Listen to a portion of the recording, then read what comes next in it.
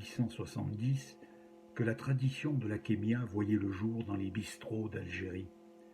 Pour assoiffer un peu plus leur clientèle, les patrons de bar avaient trouvé une idée géniale permettant de consommer davantage et en même temps de remplir leur tiroir-caisse. Ils offraient, à volonté et gracieusement, des assiettées d'amuse-gueule salées et pimentées. L'idée fut excellente et le chiffre d'affaires s'en ressentit immédiatement.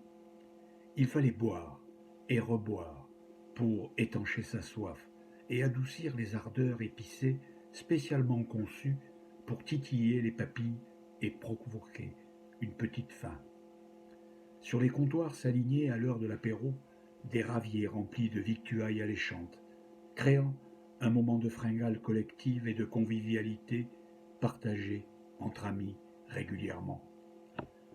On trouvait à discrétion des olives cassées, pimentées, des variantes, des petits oignons et des poivrons au vinaigre, des cacahuètes salées, des salades de pommes de terre, de poulpe et de moules, des sardines en escabeche ou grillées, des bliblis, fameux pois chiches grillés, des fèves et du fenouil au cumin, des beignets de courgettes, de sardines et de calmar, que l'on appelait le calamar, des coca à la soubrossade et à la chouchouka, de la friture de petits rougets et de mange-tout, de la sépia dans son encre et des escargots en sauce piquante. Chaque bar entretenait son image de marque par la singularité de la kémia offerte à sa clientèle. La kémia, mot arabe désignant une petite quantité, devint la tradition d'un plaisir qui scellait les rencontres entre amis. Boire une anisette à l'apéritif ne pouvait se concevoir sans grignoter des saveurs relevées.